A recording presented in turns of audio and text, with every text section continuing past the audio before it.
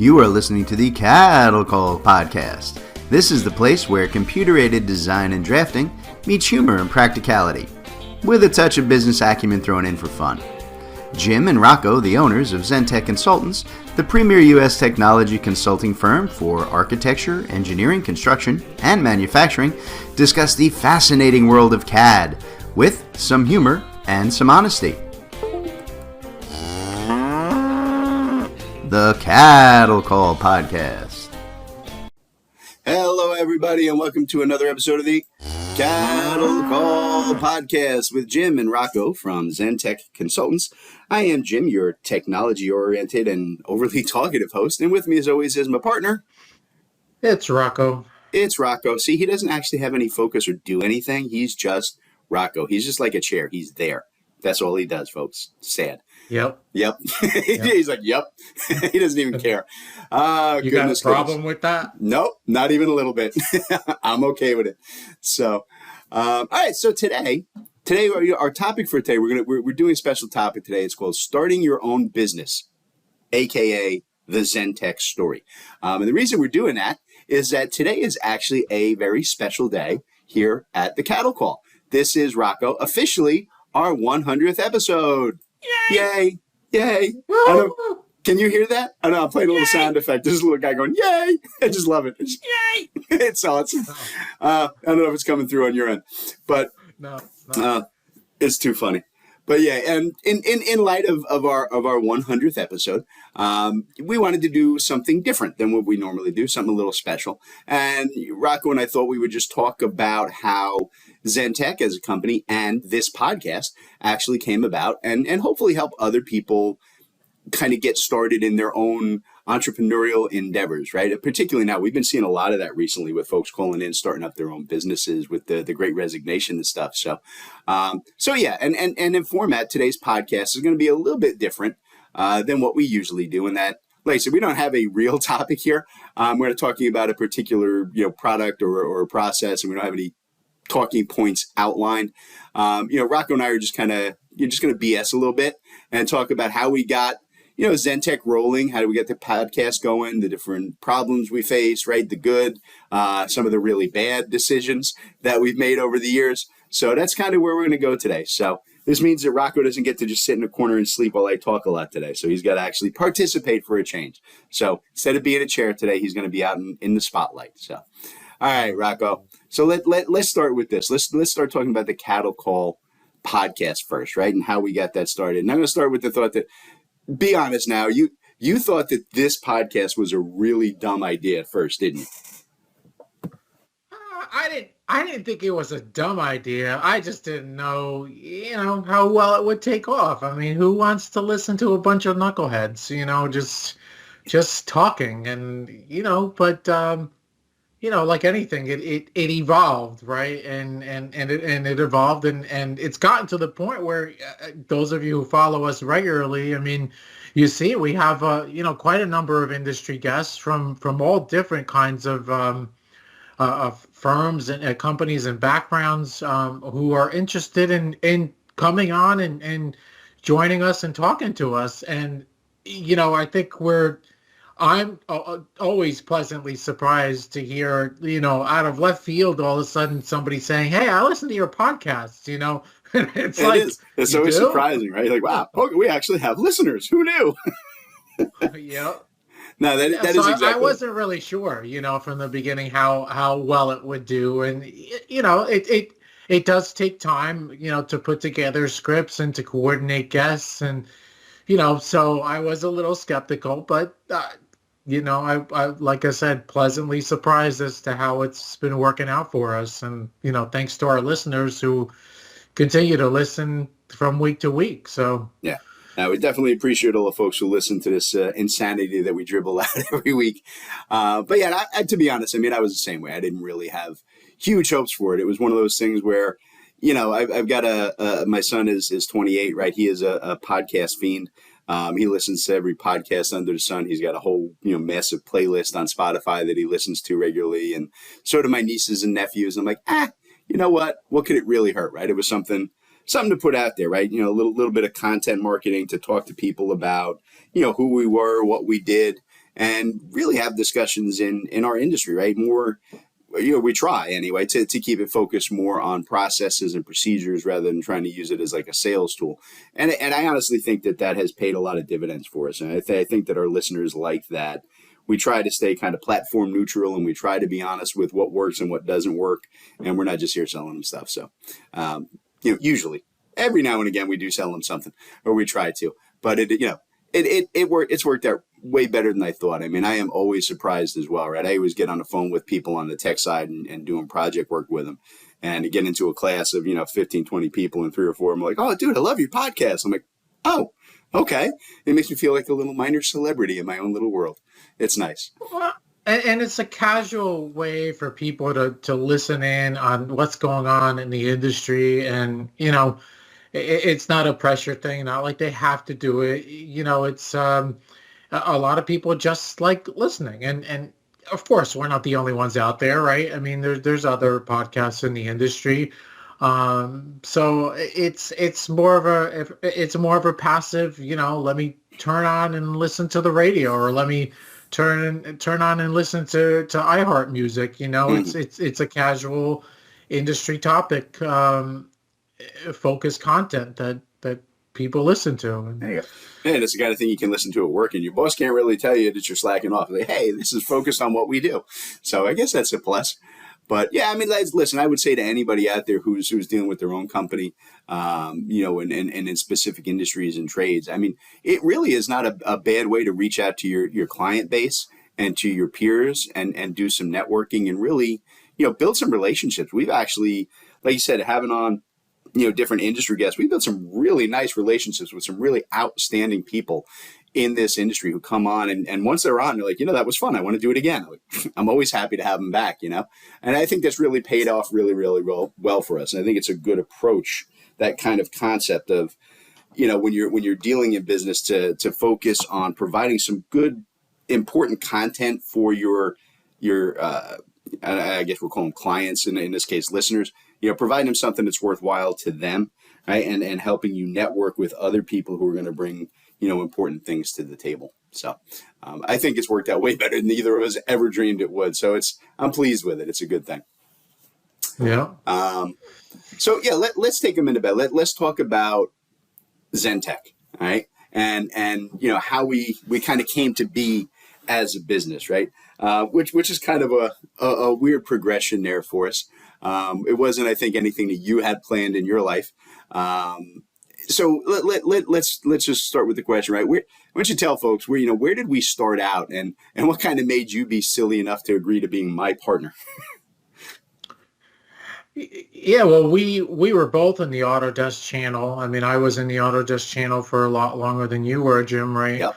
And I saw the progression of where Autodesk was taking their partners and making cuts. And we worked for another Autodesk reseller before starting ZenTek, and we worked together. And the writing was on the wall there as to what they were doing, consolidating and merging into another company. And I think you must have approached me 2 or 3 times, about the idea of starting our own business, and I mulled it over back and forth in my head. Obviously a lot of times, I come from my family members, all 4 children, my brother and 2 sisters, own their own businesses. And, so for me, it was like, well, either I get folded into another company and become middle management here, work at finding a whole new job and starting out, from scratch at a new job, or give this a shot. And, I knew the drive that you had and the motivation and how professional you were in dealing with people. And yeah, it was a scary step, but to me, I said, well, what do I have to lose? I mean, fortunately or unfortunately, right? My wife and I don't have kids. We've been waiting to adopt for many years, but, so it was kind of like, well, give it a shot. I mean, what's the worst thing that's going to happen? It's not going to work out, and you got to go find a new job, you know? Yeah. So that was where I, approached things from. Yeah. It's a weird thing. The reason and the way that I kind of, I don't come from, a family of entrepreneurs, right? I am literally in my entire family, both on my side and my wife's, right? All my extended family. Nobody else owns a business. Everybody works for somebody, right? So it really wasn't a thing that I grew up around. And it's something that was like in the back of my mind. It was like, oh, someday I'd love to. It'd be great. I think everybody dreams about, opening their own business, being their own boss. But most of us never make that jump because it is really frightening. It's a big undertaking. And the strange thing is, like I said, Rocco and I, we work together. We've been working together for like 10, 12 years now.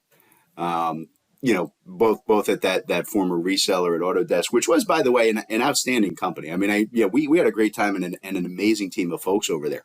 And we actually, it was just one of those things where, Rocco and I worked very, very closely together, right? He was, basically running the entire office and the sales and admin side of things. And I was handling all the, the technical and handling all the tech staff and business contacts with clients and so on, developing work. So literally, I guess pretty much every job that went on in that place, Rocco and I both worked together on it. It was, so we knew each other really well. We worked together all the time. And I actually had gone out to, I guess around like 2014 or so. The company sent me out for a week out to Autodesk University. Right? And that was kind of the beginning of Zentech, right? I went out to AU and they had a class, one of the presentations they had out there, which was kind of, I was looking to like fill a time slot where I was, didn't have anything that really interested me in the tech side. And somebody was doing a class out there on your work-life balance, right? And enjoying what you do. And the concept was like, look, this is the CAD, the design world. And that if you don't really love what you're doing, then you should probably look for something else, right? And that was kind of the whole focus of the seminar. And it was really well done and it was interesting. And I remember on the way back, on the flight back, it was like a 5 a.m. flight, right? A 4-hour shot from Vegas back here to Jersey. I was tired, I didn't want to pull my laptop out and I just had like a notepad that I had taken notes during the webinar, and I was kind of writing things down, and I was going through that in my mind, right? Some of the steps he said, you should kind of, think about these questions. And I was going through and I was just kind of writing down some answers to them. And I kind of came to that realization that I really love what I do. I love the tech side. I love being able to find new ways of doing a thing. Right? Something that people are like, this is the way you do it. I'm like, yeah, but we can cut that in half if we do it like this. That's always been my go-to, right? That's what I do, I think, better than anything I do. And I kind of wrote down to say, I'd love to have my own company where I could kind of decide, what things we do and what's the best process. And I said, how would I call that? I said, I want a company that was focused on like helping people relax. And I wrote down a couple of different names. And the one that stood out on the pad, and I wrote it down, was ZenTek, ZenTek, right? And I like circled it on the pad. And so that's a great dream to have for someday. And then, like I said, I spent, the next 2 years or so, really didn't do much on it, but, working with Rocco, I just, we did everything in that company, right? We were, the boss, fantastic guy, but, he was the owner. He'd show, a couple of hours a day and then be off doing business deals or whatever he was doing. Half the time we didn't know. And, Rocco and I would handle the day-to-day operations, and we were running a company. And that's where I kept going to Rocco. I'm like, dude, first at joking, like, hey, if you ever just want to say, forget it, and we'll move out of here and we'll start our own company. And Rocco would be like, yeah, sure. Yeah, we'll do that someday. I don't think he took me seriously the first couple of times. And then I do remember the one day, and I specifically remember the day Rocco, just, when we were working together, Rocco never left the office. Rocco would bring his little Tupperware bowl of salad every day that he would sit at his desk and he would eat alone while everybody else would go out to lunch. And I was usually busy, so I didn't go out to lunch a lot. And the one day it was just Rocco and I sitting in the office. Everybody else had gone out. There was nobody else around. So I was kind of, just pulled my chair around and I was sitting at Rocco's desk and we were chit-chatting. And just all of a sudden he just kind of looked up and went, when you talked about leaving and starting our own company, were you serious? I'm like, oh, yeah, I'm absolutely serious. All you got to do is tell me yes, and we'll start making moves. And he just looked at me and he went, I think I might actually be interested. I said, okay, here we go. And then we kind of, Of course, from that point, it became, now we got to go talk to wives and make sure that they're on board. And I think I think it was surprised both of them were actively like, yeah, time to go do that. I was like, at least on my end. And from what you told me, Jamie was pretty positive on the concept from the beginning as well. Yeah, well, she knew how hard I work and how frustrated I was with my previous employer. Yeah. And I love both owners, but to your point, it was like, I was working, till 10:30 at night. Yeah. And it was frustrating, to see how hard I worked. And at the end of the day, okay, the company was going to be merging, and, he wasn't always around, and there were just a lot of frustrations. And it was like, when I'm going to work this hard for somebody else, why not try it? And it's funny because the day that I left my previous employer, the very next morning, I felt like this whole balloon had just like deflated, and in a good way, it just like the amount of stress was just gone, and it was like, oh wow, okay, this is a brand new start. Yeah. And it felt great. It really did. Is amazing. And like, you and I talk about this all the time, right? There is a crazy amount of stress that goes into running your own business, but it's not, there's no anger involved in it. Stress is the same thing, right? I was exactly the same way. The moment we left, the moment we started ZenTek, it was like, oh my God, it was a weight off my shoulders, because for so many years working for other people, not just, like the place you were, but, pretty much every place I ever worked, you work yourself to a point where you're trying to get ahead and you're putting in all the effort and it's not being recognized. And the things that you were promised never quite come through the way they were supposed to. And you seem to get more and more work and more problems with, and you just get to a point where you're just angry all the time because you can't keep on top of all the crazy and the stupid and no one's listening to you about how to fix it the right way, and that all just went away. The stress we deal with, as business owners, it's more in line with, hey, how do we get new clients? How do we make sure they're happy? How do we make sure that our employees are content and taken care of? There are stresses and busy, long days, but I almost never anyway. I can't say it's never. Once or twice I've been a little frustrated at the end of the day, but it's rare that I am angry or upset at the end of the day. I'm tired and overworked, because Rocco is a slave driver. But, other than that, I'm good. Yeah, that level of anger stress just disappeared when we went out on our own. So I think it's, a lot better for both of us on our personal life side as well. Yeah. So let's talk about ZenTek kind of as a business, right? And where we started. And the funny thing is I want to talk about what was kind of the result of our first business plan, right? Based on what we thought we were going to be doing versus what we actually do now.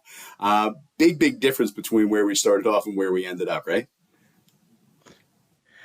Yeah, well, first off, I mean, I think that it's super critical to have a business plan.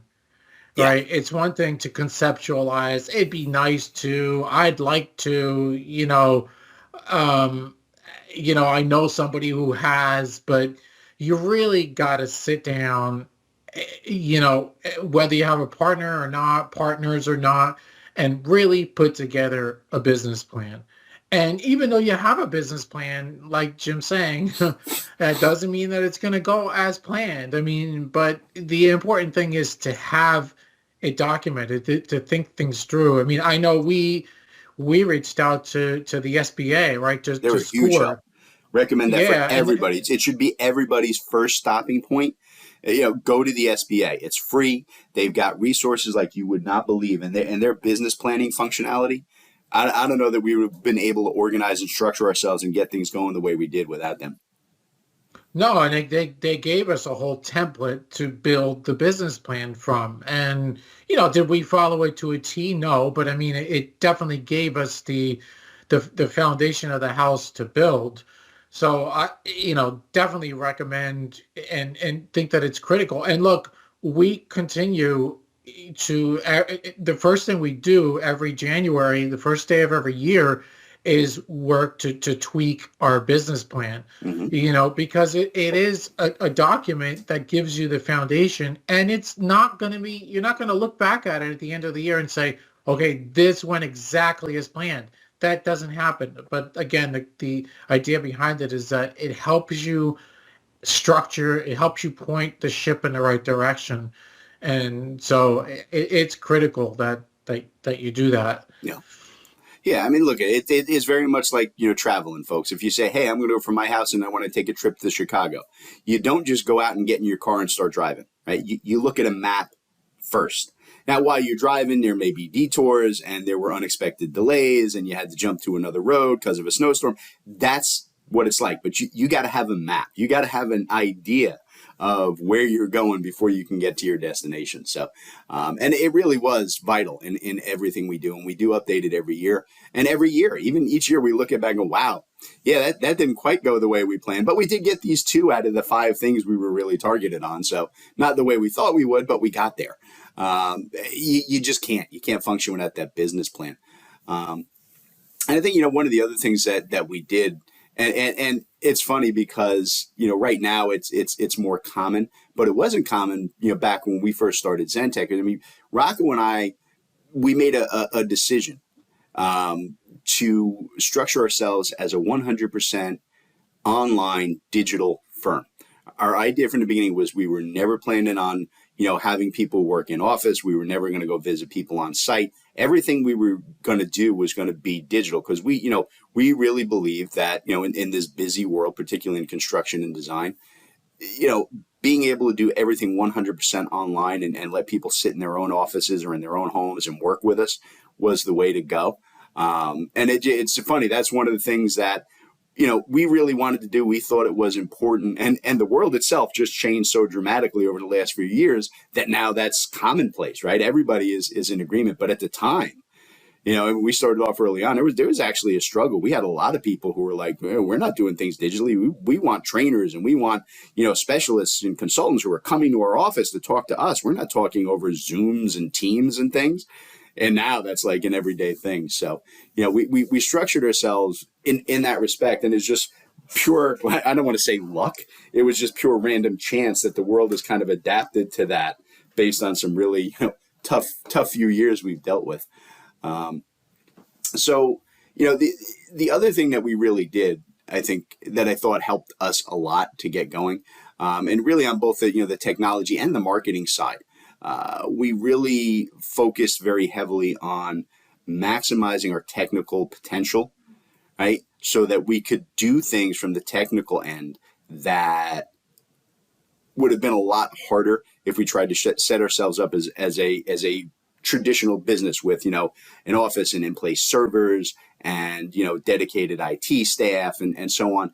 We went out and we found a lot of really nice tools, right? We worked, with Dynamics 365, we became Microsoft partners, so we got access to a lot of additional software at no cost, right? Exchange Online, things like that, where we could actually work because we were Microsoft resale partners.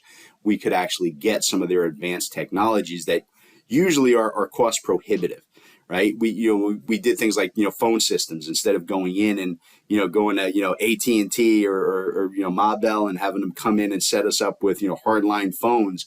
We went strictly with, internet-based phones, right? With Ring Central.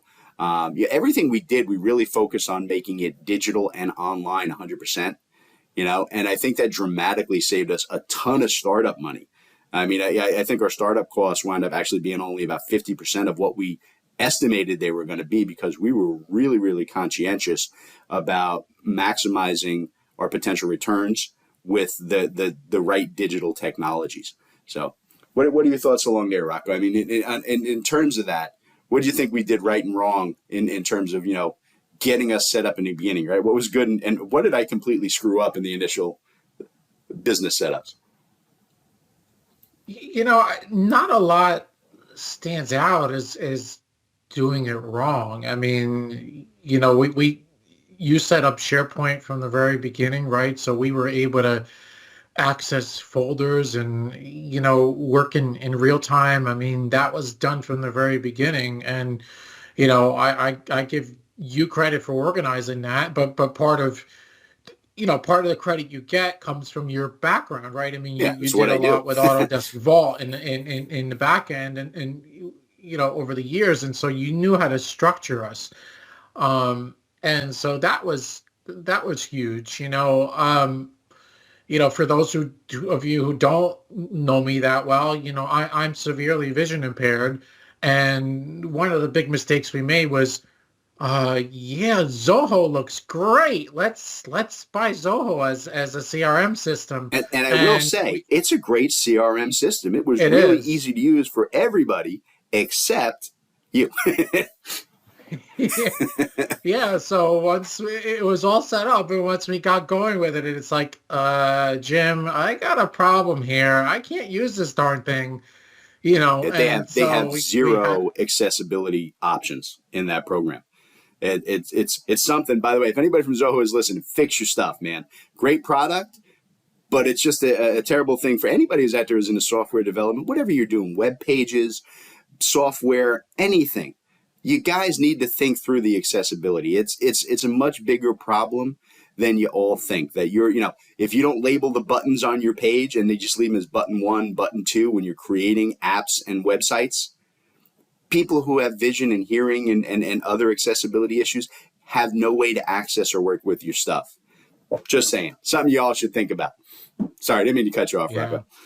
Yeah, no, it's the truth. So, so we defaulted to Microsoft, and look, Microsoft is not perfect, but we certainly have our own challenges with Microsoft, but when it comes to accessibility, I mean, they're definitely at the top, and so we migrated to Dynamics, and we've been on it since, and it's so that. I mean, honestly, that's probably the biggest mistake when it comes to setup that I think we made. Everything else, from the phone system to the website, I think we did it right. And, we've since migrated the website from Wix to WordPress, Mm-hmm. but WordPress is not cheap, and it requires a lot of skill to be able to know how to set it up. So, even the website, I mean, yeah, our website did not look as good as it does today initially, but I think it's important to realize that not everything's going to be perfect when you get it started. When you start up a business, I mean, you do the best that you can with the budget that you have, and know that, again, you have to set goals. That's part of what you have in your business plan, and that's what was one of our goals. And at some point during one of these business plans was to migrate our website. So I think we did it right from the beginning, Jim. I mean, I can't remember. I can't say that there's something else out there that we totally botched up. No. I think I would say the two biggest thing. It wasn't even a technology thing in the setup. I think it was, and some of it was just beyond our control. Like I said, we started off with an idea of what type of company we were going to be. In other words, we really saw ourselves in two venues that we were really going to be big in. Number one, because Rocco and I both came from that Autodesk channel, right, in our backgrounds. We thought that's what we were going to do. We thought we were going to be Autodesk partners and sell Autodesk products. And of course, that was a misunderstanding on our part, where they basically, as we were making our stance to build our own company, they just blew up the channel and shut off all partnerships, right? Dealing with like 3 or 4 major guys in the country, and the rest of the little guys were just let go. So yeah, that never happened for us. We were never able to become Autodesk partners. Though I keep busting, guests like Tim Yaris and guys from Autodesk to hook us up and get us back in there, which I'd love to. Big money to be made there. And the other thing is we, because of my background, we were going to focus and be real heavy in the document management world, right? I have a lot of background in document management and Vault and ProjectWise and setting up all of that stuff, like I said, which was a big plus for us when I was setting up our SharePoint and shared folder structures. And really that entire concept, that entire industry just died like a year into our, journey here as ZenTek owners. The concept of, that fully organized structured data set, it became obsolete with the advent of cloud-based setups and all of the cloud interaction services, like SharePoint and Google Drive and so on. To just kill that, right? Where file name, it it seemed like a great idea when things were in-house in your server to structure. And that, once everything moved to the cloud, it's like, dude, just make it easy to access. So that whole thing just kind of died for us on the vine. It never went anywhere. So yeah, we had to dramatically shift what we were doing.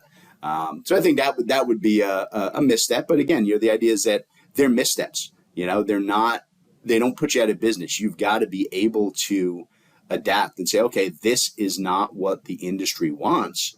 I thought it was. I was wrong. Right. And then we got to, move on and find, what does the industry want and how do we provide that? And that's literally all business ownership is. 90% of it is looking at what you thought you were going to do and go, well, that didn't work the way I thought it would. Let me figure out something else to do now. That's it. I think that's all we do on a daily basis. That's our job. So, let's kind of sum it up before we take a break here. What in your opinion, Rocco, over the last 6 years we've been running ZenTek, what have you learned, right, that you can pass on to listeners who are looking to kind of make that jump and go out on their own? What's your big words of advice? You could never stop thinking about ways to improve things. There's always got to be a better way, a better process. You definitely got to be flexible.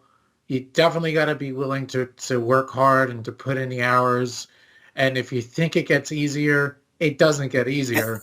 It doesn't. It doesn't. No, because if your mission is to grow a business, well, yeah, growth is great, but now you've got X number of employees that, it's like having kids, and you got to keep those employees busy and billable and happy and help to meet their goals as well. So it's constantly evolving. You can never stop thinking. You can never stop growing.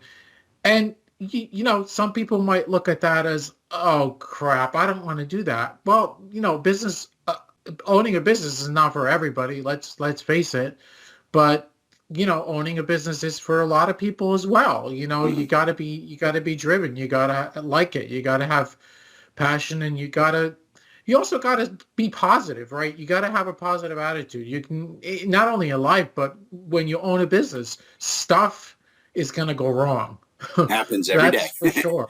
Yeah. And figuring out a way to to steer the boat to the right when it's going left is just part of the fun. It is an adventure. I mean, I will have to say that the thing I think that I learned and really had to learn, and because it was something I didn't understand when we first started this, and I thought I did, and I just dramatically underestimated the point, was the importance of marketing. I had like zero marketing background. It just wasn't something that I was ever involved in. I know that, in our previous life, you actually did, a good bit of your work was involved in the sales marketing side. And we got hugely lucky in that, the very first hire that we made was with Anna, who is our director of marketing, who has been with us since day one, essentially. And she's just absolutely brilliant. She's an amazing woman who works probably harder than you and I combined. But really, I had no idea how important that, reaching out to people and convincing people that we are the right, company for them, that we can provide them with services that they need. I was kind of laboring under the false pretense at first that, I'm really good at what I do. We're the best at everything, and people are just going to knock down our door. Yeah, they don't know we exist, and there are 300 other companies telling them the same thing. And I think, particularly, I find like I've talked to a lot of folks over the years here at ZenTek, right, who are starting their own companies. And I think it's a stumbling block for people in engineering, architecture, and construction.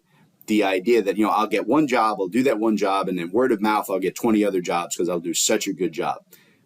That's not the way it works. It won't work that way. You may be a great engineer, but there are 1,000 great engineers out there, all trying to take the same clients.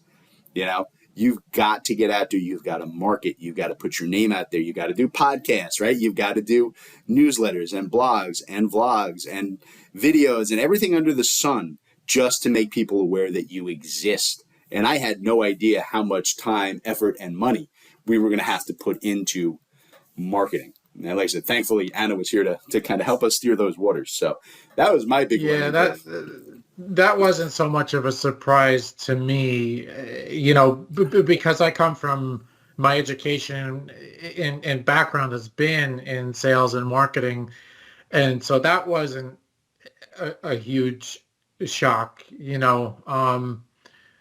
but yeah, the other thing is that I think the traditional method of selling has changed, and that's one other thing that I think we did right from the very beginning was to hire Anna, and she just works relentlessly. I mean, we couldn't have. I don't think we'd be here today if it wasn't for her No, I efforts agree. on the marketing end. Absolutely. Absolutely. All right. So I tell you what, let's take a quick break here so we can get into today's sponsor. All right. And then when we come back, we'll talk a little bit more about ZenTek, how we've worked over the last few years, and the good and the bad of all things related to it. All right, folks, stand by. We'll be back in just a few minutes with more of the CADDle Call podcast. All right, everybody. Today's episode of the CADDle Call podcast is brought to you by ZenTek Consultants. That's Rocco and I. We're bringing ourselves to you, aren't we nice? So we wanted to talk to you guys today about some of the things that we offer at ZenTek Consultants. In particular, we wanted to talk to you today about our offerings around developing and upgrading your CAD standards. We are here to help you guys with all of your CAD standard needs, from ongoing drafting and design support to block and library development, full CAD standards development, right, CAD version upgrades, really whatever it is that you guys need when it comes to developing, implementing, and tweaking your current CAD standards. Or like I said, if you don't have any yet, we can help you build them from scratch. So Rocco, why don't you tell all the good folks how they can reach out to us and start that conversation? Yeah, there's a lot of information, people, on our website, ZenTekConsultants.net. That's ZenTek Consultants.net. Or you can give us a call, 866-824-4459, or even drop us an email, sales@ZenTekConsultants.net. Ooh, nice. CAD standards from ZenTek Consultants. You're listening to the CADDle Call podcast. Hello, everybody. Welcome back to the CADDle Call podcast with Jim and Rocco from ZenTek Consultants. And we're talking about who ZenTek is and how we got kind of from a concept of a business out here to our 100th episode. Yay! On this show. I just played the yay sound again, Rocco. I love that thing. It's making me laugh every time I put it. And pretty much today, right, we're not really doing a script show. We're just kind of talking, Rocco and I. And I wanted to kind of hit on some of our biggest troubles and some of our biggest successes, actually, in this half of the show. So I guess the obvious thing to start off for us, Rocco, is going to be the pandemic, right? We started off in 2016, and really, the first year was rough. We did not have a lot of customers. We were not generating a lot of money. We were losing money, no doubt. And then just as we were getting our feet under us, right, the second year, we were really like, okay, we're building a client base. We're really doing solidly. We weren't killing it. We're not retiring to the Bahamas or anything, but we were doing well. And then boom, right, we hit 2019, and we got slammed with the pandemic, right? It was a huge kick in the gut to us.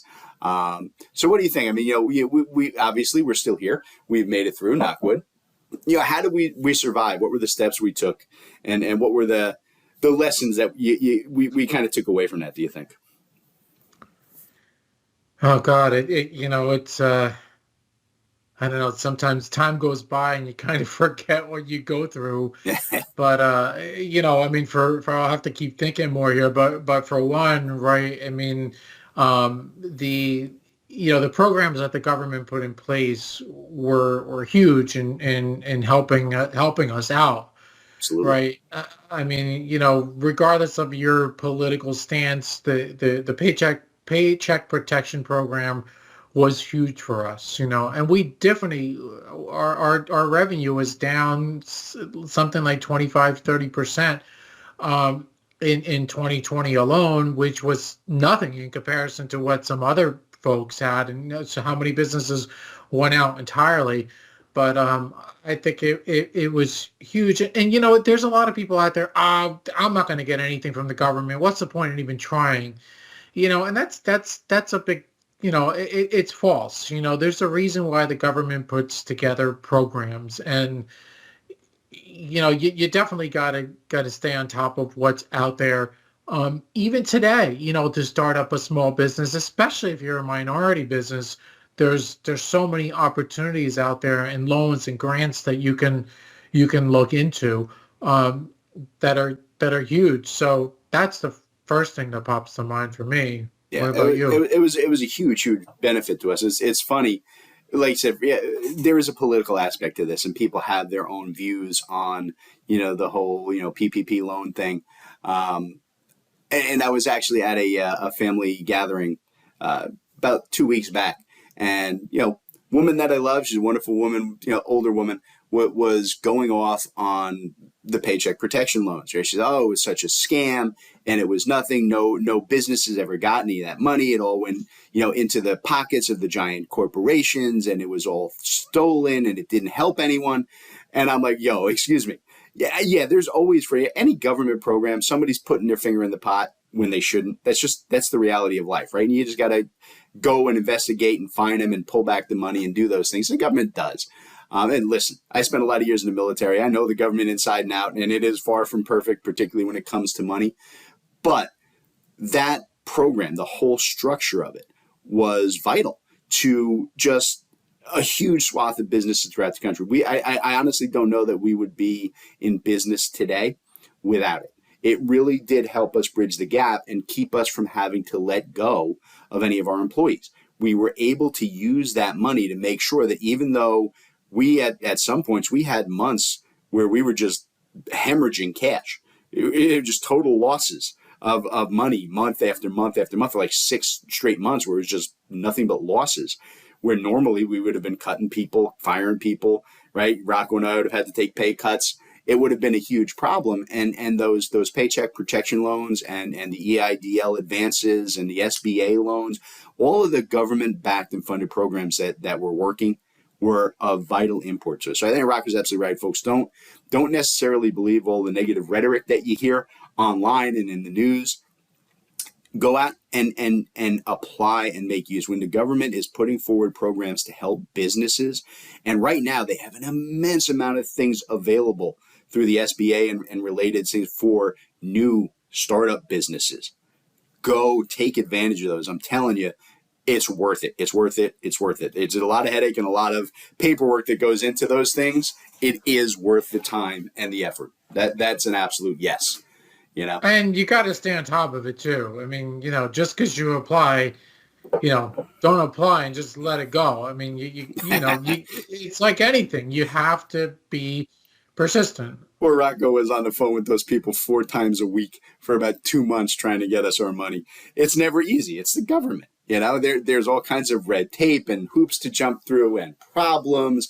And we had to refill out forms 6 times. Yeah, it's not easy, but you get the money. You get what you need to help yourself keep going and grow through a bad period. And the great thing is that by the time we hit the end of 2020 and into 2021, things started picking up for us again. The money bridged us through the worst periods of it. And, by that time, I think most companies had kind of finally settled into, the remote worker concept, right? The Zoom meetings, the team meetings. And like I said, what I said in the first half, right? We had structured ourselves that way from the beginning.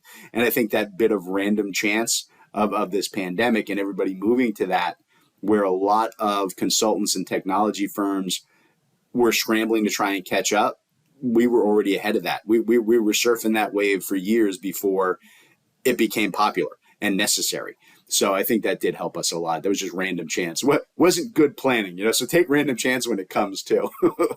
So that's a definite plus. And look, over the years, and again, things that you live and you learn, right? We've had some bad experiences, just some absolute dismal days here at ZenTek Consultants. I mean, probably the worst one actually happened just last year. Where we had some really bad experience with fraud and theft.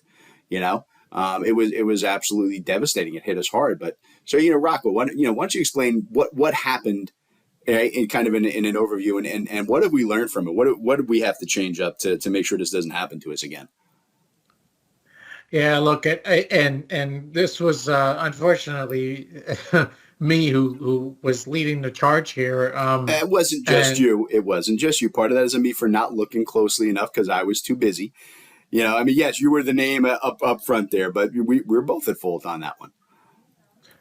yeah, I guess so. But I've been in sales for 22 years, and it's just a sign of the times, right? That how careful you need to be. We're applying to be on the government, to do government work. It's called the GSA schedule, and we got an inbound bid request for hardware for a government agency, and it was an email attachment, and it looked legit. All the details look legit.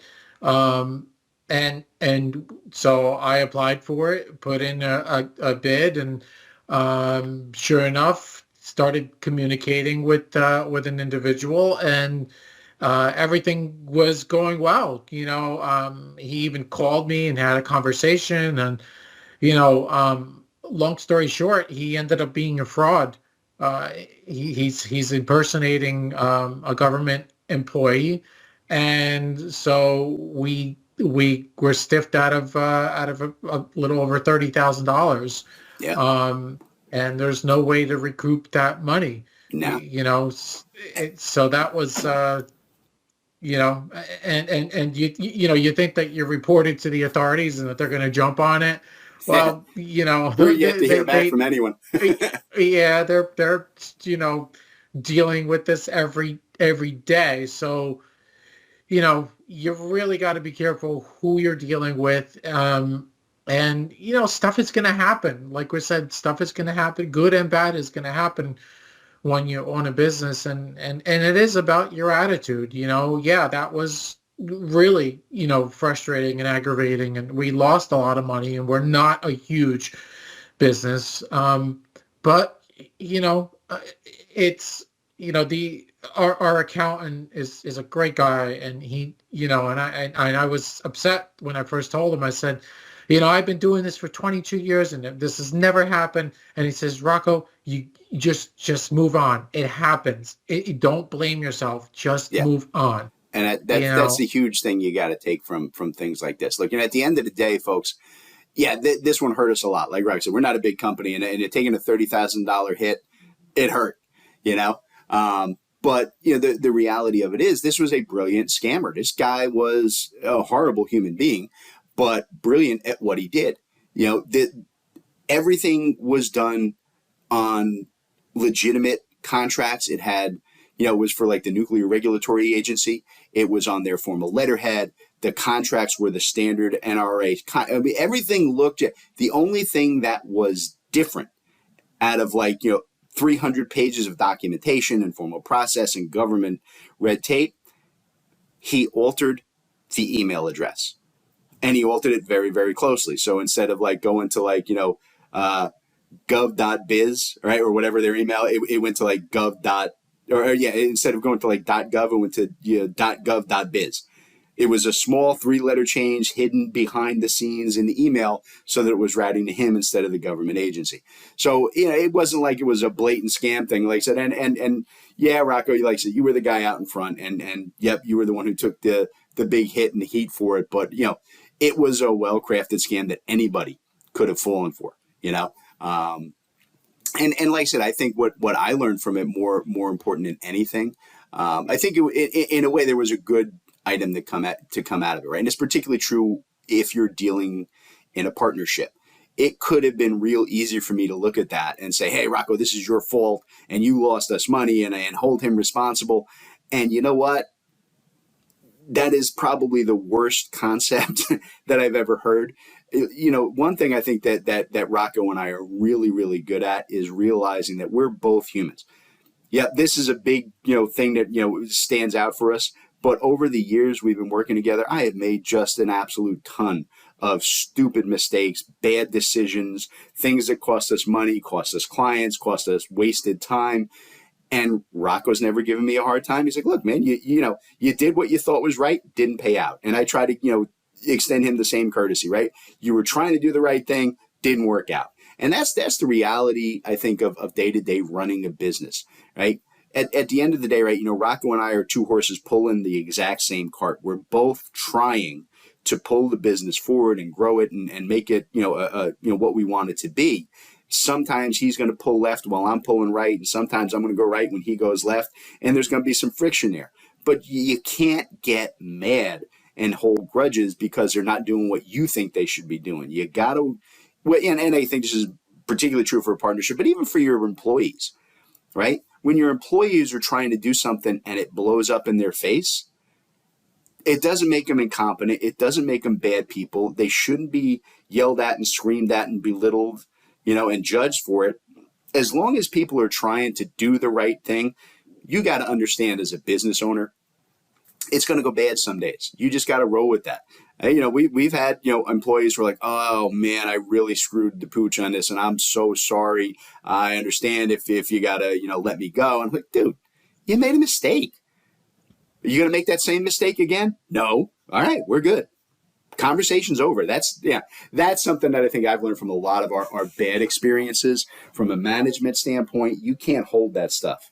You got to leave that go and understand people were trying to do the right thing. And I think that intent is more important than the result. Just my 2 cents. What do you think, Rocco? Yeah. I mean, look, we're all human. Nobody's made perfect. I mean, so the important thing is, obviously, you can't have an employee who's going to keep making the same mistake over and over and over and over again. Right. But everybody's entitled to make mistakes, and and you can't hold it against them. And managing employees is not an easy task either. That's one thing that I definitely learned over the years. Not everybody works in the same way that you do. Everybody lives imperfect lives, and you got to be flexible. I mean, there's certainly been days, not only at ZenTek, but even in my previous employer as a manager, where somebody calls out sick or something happens in somebody's family. And it's like, God damn it, now the whole day's screwed up. You got to figure it out. You got to figure it out. And people are forgiving. People are understanding. The communication, not only from an internal standpoint with employees, but communication with your customers, with vendors is so important. And it's not, you could get angry with people every day, but, just having a level of respect for people and professionalism for people gets you a lot further than being angry or cursing at somebody or blaming somebody. You got to take a different approach in business than a lot of people take in their own personal lives. And look, I'll go so far as to say, I don't know, maybe because of my disability, I look at life a little bit differently, but I think in a lot of respects, owning my own business has also kind of helped in my personal relationships to not be so critical of people, to give people, to give people a break in life, try to understand that, hey, okay, this person did this wrong, but you got to be flexible with them. They make mistakes, or there's a reason why that happened, So there's definitely benefits of owning your own business, for me personally, outside of just owning and running and managing a business. Yeah, I agree with that 100%. One thing I think you said that I absolutely love about the way that we work, and it's something that we actively talked about early on when we were setting, is the idea of honest and open communication, both internally and with clients, right? Internally, it's the way we work here. We don't hide what we make and what our profit margins are. Every one of my employees knows what I'm bidding on every project. They know how much money we're making as a company. They know how much of that is profit. They know how much of that is cost, right? And I think that's a great way to work. I mean, when your employees know, hey, the owners really aren't making much more than I am. It kind of alleviates, I think, a lot of that pressure of like, oh, they're pocketing millions while I'm sitting here, killing myself. And I think it's really true with clients as well. We're very, very upfront with people. People ask us like, well, all the time, clients, well, how big are you? What kind of background do you have? I'm like, look, dude, we're a small company. We got like 4 or 5 full-time employees, and we deal with a lot of subcontractors. And there's always like a pause. People are surprised. I think they're expecting us to like BS and say, oh, well, we're, huge and we've got all of these people. We're not. We're a small boutique shop, right? We work really hard and we try to give a lot of personal service. And when something's not going right with a client, right, Rocco and I will get on the phone and go, look, man, you know what? This is not going to work. We thought it would. We told you it would. We'll take the hit. We're not going to charge you anymore, but we want you to know, it's going to take longer. It's going to be, more of an issue for us. We bit off more than we could chew. And like Rocco said, most people, whatever the problem is, even if it's something as simple as, hey, you're supposed to do a class today. Well, your trainer currently has a stomach bug and is driving the porcelain bus in their bathroom. Sorry, you're not getting your class taught today, brother. You're going to have to wait till next week. When you don't BS people, when you just tell them the simple truth. Remember a single case where we've had a problem. People understand. People are just like you. They have the same problems in their business. Don't try to BS your clients, right? Don't try to make yourself sound bigger or better or blame someone else for a problem. When you screw up, just go, look, man, I'm sorry. I completely screwed that up. I had a client just about a week ago who is a great client, just one of my favorite people to work with, who, one of his people sent me an email and it got lost in my shuffle. I was busy. I was crazy. I was going to reply to it and it just dropped off my radar for like 3 or 4 days. And this guy came back and he was mad. He's like, dude, what, this was an important thing. You didn't respond to it. This is not the kind of service that I expect. And I literally just picked up the phone, called him immediately and said, you know what, man, you're absolutely right. This is 100% on me. I screwed it up. I'll make it right. I'll do whatever has to happen to get this guy taken care of. And he went, well, okay, that's all I want. I just want, no, you're 100% right. There's no excuse for me not to have called him back immediately. That's my bad. That answer cleared the air, made everything fine. It's a simple thing, but yeah, Rocco, you're dead on. That honest communication is the most important thing that we can do here. So, what are those? Oh, you know what? The other thing I want to talk about, we've talked about the negatives, right? Let's talk about a little bit of the positive stuff. And I think one of the things that amazes me about what we've actually managed to build here at ZenTek is we just have really a much larger client base than I ever thought we would have. We deal with so many clients and so many people all across North America at this point. Again, for a small boutique shop, I never expect us to have the number of clients that we have. And we kind of built that on a real shoestring budget. Again, just to be kind of straight up, like I said, I like to be honest. I ain't going to BS the listeners here either. When Rocco and I started this company, right, I emptied my 401k, which was a total of like 50 grand. And Rocco, being the wealthier of the two of us and actually just the guy who actually saves money instead of throwing it all away the way I do, he just had 50 grand that he could scrape together. And there's where we started. He put up 50, I put up 50. And that was the start of ZenTek Consultants, right? I emptied my 401k. So, we have built, a pretty solid, knock wood, right? A pretty solid business on a pretty low budget to get a company up and running and rolling with there in this day and age. What would you say, right, in terms of like our technology, our sales, our marketing process, what are the things that you think we did best to kind of get us from that shoestring start point to where we are today? What do we do best? You got to stay up to date on what's going on, what the trends are. But you also got to pave your own road. You can't get sunk into what all the quote unquote experts are saying. You gotta be flexible. You gotta bend the rules a little bit. And I think marketing is huge, right? I think every business is different, but marketing is huge. So I think that probably the thing that we did the best was continuously market, continuously get our name out there, continuously provide good service, and that you're capable of handling, right? And slowly you start to build. I mean, I can't remember we're based in New Jersey, right? And the first time we got a huge construction company in California to work with us. And I was like, really? Where did this come from? And there's no greater feeling. There's no better feeling than closing your first big deal and just being able to grow from there. But marketing is huge, and building relationships is critical, and you can't stop building relationships. I mean, that's just an ongoing thing. To Jim's point, things are going to go wrong, but you got to keep that communication going with people and be honest with them. So I think marketing is probably the big thing that we did right. Yeah, I agree with that. I mean, without question, that marketing aspect. And like I said, we were very lucky in having a great marketing director to work with us. But, I handle most of the tech stuff here.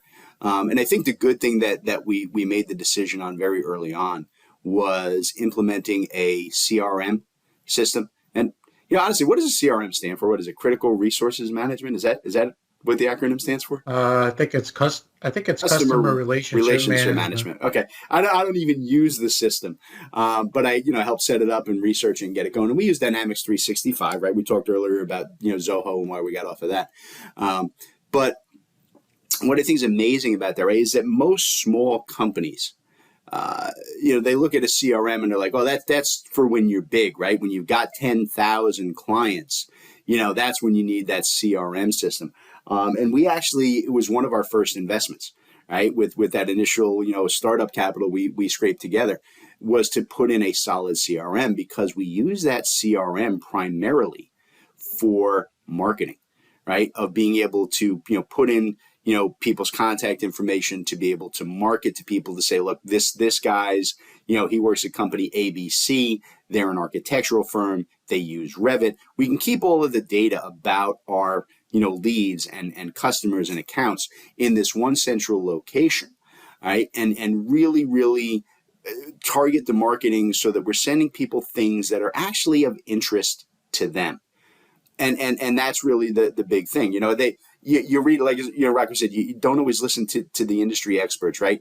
When you get on and you're a small business, they're going to tell you, oh, you should do LinkedIn and you should, do local networking events, and you could do all of the, and you know what? They're all full of crap, particularly the LinkedIn thing. Rocco, what do I always tell people LinkedIn is? Something about marketing to marketers for the sake of marketing. Yeah, it's marketers marketing to other marketers about how to market to marketers. That's what LinkedIn is. It's a waste of your time and money. I hate that thing. Look, and we're on it. We do LinkedIn, and I just post general notices, and Anna, my marketing director, does all of the posting up there. But really, all of their paid services and other stuff, you're wasting time. The best thing we have is direct email marketing, sending people, hey, I have a blog post on how to use Civil 3D. People love that. They're like, oh, this is awesome. I didn't know I could do that. It's something that gives them a positive result on their daily work. When you're emailing, and it all depends on the kind of business you have, right? I mean, but we've also been more involved with SEO, search engine optimization. That's been huge for us, yeah.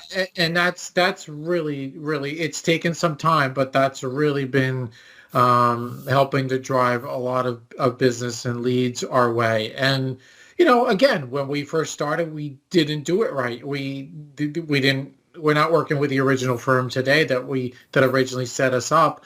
But we're working with the right firm now, and we found a way to set a regular flowing budget and, to make little tweaks every month. And so that's been big. I mean, when we first started, Jim, remember we put a ton of money into Google, and it went absolutely nowhere. What a waste. It was like just putting it into a black hole. Yeah, I mean, we got nothing back for it.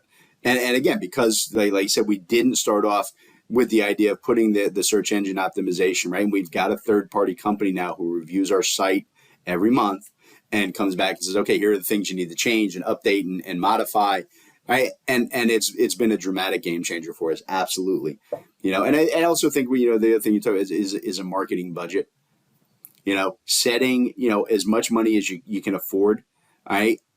into the marketing budget. And like I said, in our case, we were able to just turn it over to Anna, our marketing director, to actually use it in the way that she sees fit, and that, again, I'm a big fan of that too, in terms of working with your people. When you hire people to be your experts in areas, whether it's accounting or marketing or sales, let those people do their jobs. Don't micromanage it, right? Anna is my go-to person. I'm like, Anna, here's how much money you got. Here are the things we're looking to sell and do. Here are our focus areas for this year based on our business plan.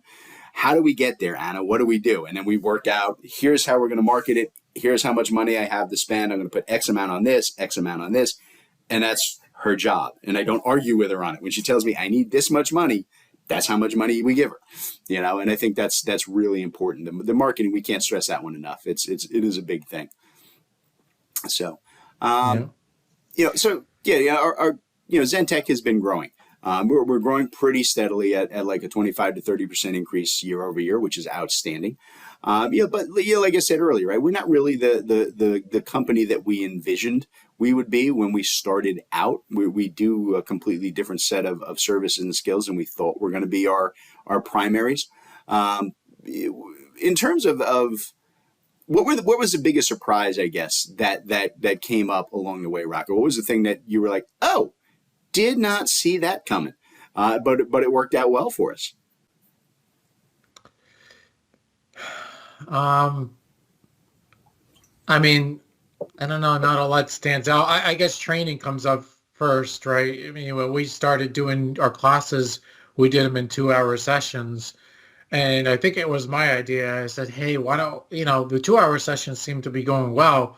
What if we started doing them as 8-hour classes and breaking them out into 2-hour sessions, and you were on board with that idea from the beginning, but we just didn't know, and so we tried it, and sure enough, it's taken off, and it still continues to do well, and people just liked the concept of a 2-hour class once a week versus, having a guy standing here for 8 hours in front of you in a physical classroom, being pulled out of production for a full day, doing all this data dump, in one day and walking away.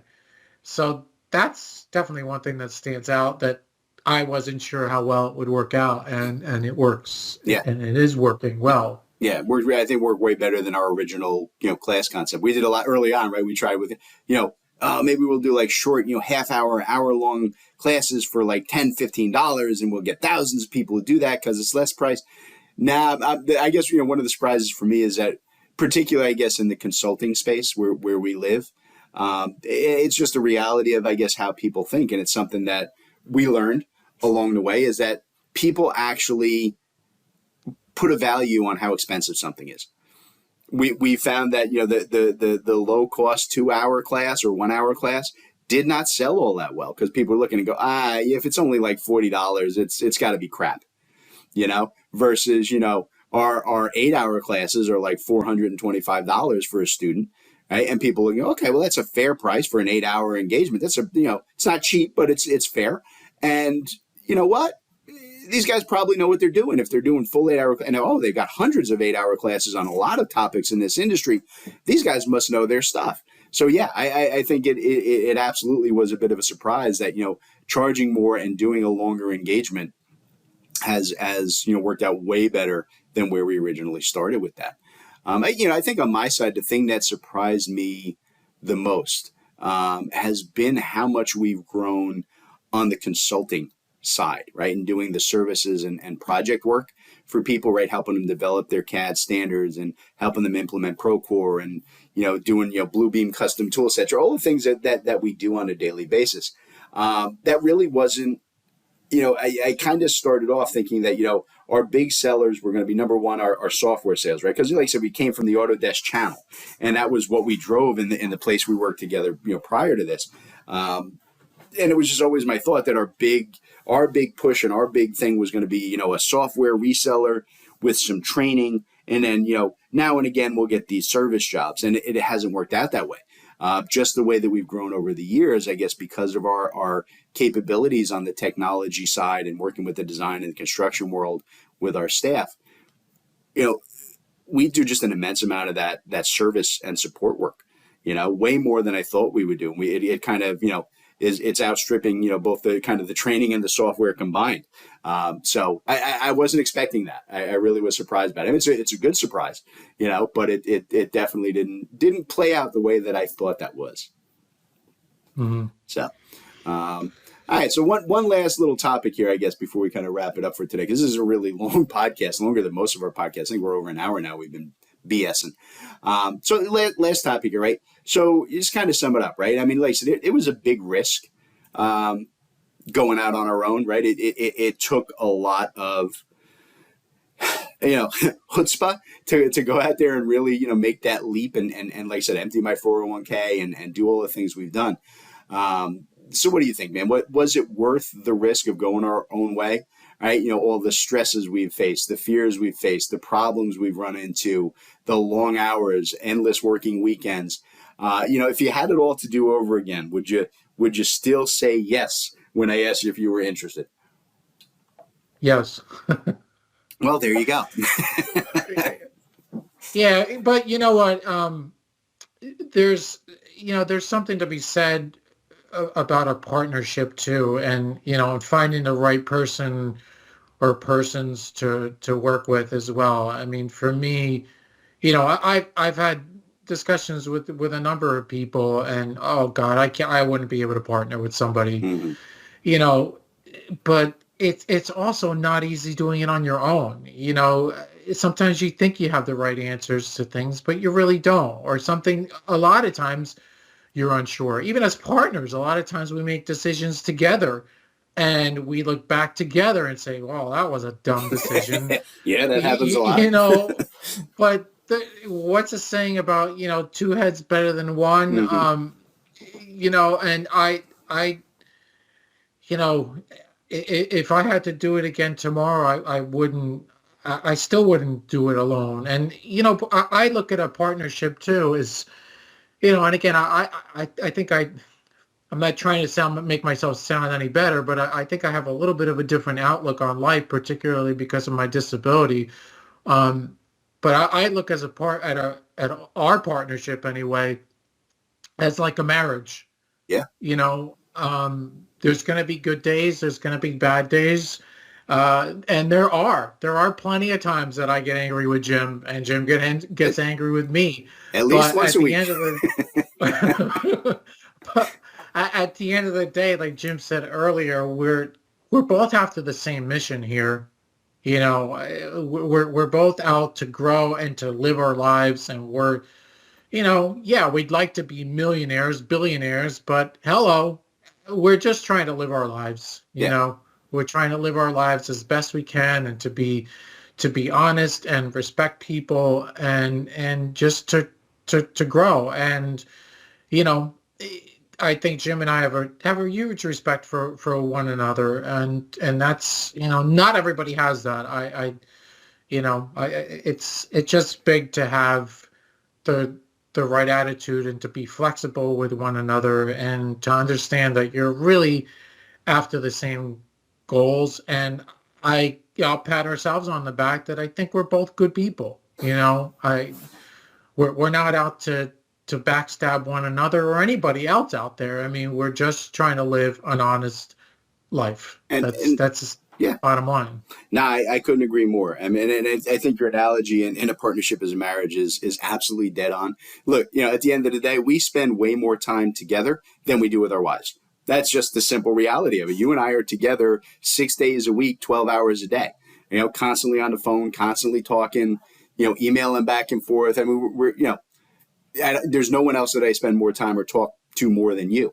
And that is vital, right? And I think if you're looking at a partnership, one of the things that you have to do, it's very much like a marriage. You got to make sure that the person that you're working with, that you're going to partner with, kind of looks at life the same way you do. And this is, like I said, Rocco and I were friends, and we worked together for a long time before we decided to start ZenTek. And the one thing that, I had an immense amount of respect for Rocco. He's the hardest working person I've ever met. know how, is as honest gets. Rocco, he's the kind of guy who finds a $5 bill on the ground. He's going back into the store to see who lost it. You know what I mean? It's that type of person he is. And I try to be that way myself, so we have very similar outlooks on life and the way that we approach people and how we deal with people. So we don't butt heads a lot in terms of, how we're going to approach things. And I think that's important. But I think the other thing that is really important in a partnership is that Rocco and I have very different skill sets. And I'll be very flat out honest, and I've said this to my wife and a million other people. I could not have done this without Rocco. Literally the most important person here. I have technical skills. I am, I talk a lot. I'm great with clients and customers, telling a joke and having a conversation. I'm personable, and I'm really good at the back end, finding solutions to weird problems. It's what I do. It's what I bring to the table. Rocco is organized. Rocco is structured. Rocco makes sure everything gets taken care of. He runs the admin level.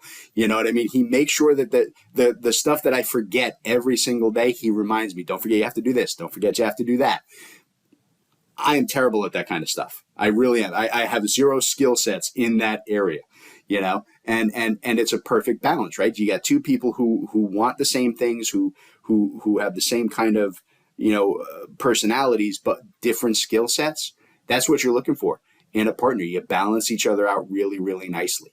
And I think we've been very lucky in that respect. And I think, same thing. I would do this again in a heartbeat. I can't even imagine. It's kind of one of my worst nightmares that at some point things go, completely belly up and we have to go back into the workforce. I can't imagine at this point in my life having to work for someone else or with someone else other than Rocco. It'd kill me. I'd go nuts. Look, man, at the end of the day, owning your own business, starting your own company, right? The workload is immense. If you think you're going to go out and say like, oh, I'm going to work, 4 or 5 hours a day and I'm going to take off Fridays to golf and I'm going to be a millionaire in a year. Yeah, you're wrong. That's never going to happen. I've never known a single person that has happened to. Maybe after, 25, 30 years, maybe that's in our future someday where we can work 3 or 4 days a week and golf on Fridays, Rocco, but it ain't today. That's for sure. No. As of right now, like I said, Rocco and I are in here till, I'm in the office usually till 7:30, 8 o'clock every night. Rocco is in till 10, every night. We work Saturdays, right? This is, we're in here, we're recording this podcast. It's a Saturday morning. Here we are, right? And I got work to do after we're done recording. It's just the way that it goes, right? That's how you build a business. And there are immense amounts of stress that come with that, right? It can be overwhelming and overloading. And you have to be careful of your own health and issues, to go along with that. But I will say that it's, and I think I talked a little bit about this in the first half. It's to my mind, it's a healthier type of stress. It's the stress of wanting to do better, of trying to grow something. You know what I mean? It's not, there's zero anger in it. There's no frustration in it. It's just the stress of long hours, lots of work, having to make decisions. And for me, one of the big stresses, and this is something I didn't realize I would feel as much stress over this as I do. And Rocco, I don't know if you feel the same way. I stress a lot about our employees. It's really important to me that these are people who are kind of dependent on you and I for their livelihood, for their families, right, for their kids' futures. I didn't realize it was going to be as stressful for me to make sure that they're taken care of as it is. It just wasn't something that ever really occurred to me about it. I was like, oh, employees, you hire them and they work and they do their work and you pay them some money and they go away. I didn't realize that we're kind of responsible for making sure that things go well so that, they can take care of their families and their home mortgages and things. Yeah, I don't worry about that. I mean, I guess I knew what I was getting into from that respect. And, we're fortunate that we have very good employees working for us. And, I mean, you got to weed through the good and the bad. That's just the way that it is. And, you got to realize that not everybody's going to stay with you forever either. I mean, people have different ambitions and goals and, but I think we try our best to respect people and to treat people right. And, you're not going to make everybody happy. At the end of the day, you're just not. You do the best that you can. And that's that, you know. Fair enough. Fair enough. So I like it. All right. So with that said, folks, if you are still here and listening to the longest podcast we have ever done, God bless you. We appreciate it. And now you have the full story of ZenTek and the CADDle Call and how we all came to be and how we got here. And it's 100 episodes in the clan. And I hit my little yay button again, just because it makes me laugh. And hopefully you guys will hang around and listen to us for another episode or another 100 episodes. All right, guys, we appreciate you taking the time today. We hope you all have a wonderful time, and we will catch you in the next episode of the CADDle Call podcast. All right, everybody, today's CADDle Call was brought to you courtesy of ZenTek Consultants. That's Rocco and I. ZenTek Consultants works with design and manufacturing firms to help our clients purchase and implement the software that they need in these complex industries. We provide a single point of contact for clients to buy, develop, and learn the most vital software systems for your specific needs. ZenTek strives to be your trusted technology partner from your initial needs all the way through long-term support and training for your entire staff. So Rocco, why don't you tell them how to reach out to ZenTek? all right, yeah, you can reach out to us through ZenTekConsultants.net. You can email us at sales@ZenTekConsultants.net, or you could even call us 866-824-4459. Excellent. We look forward to hearing from you all.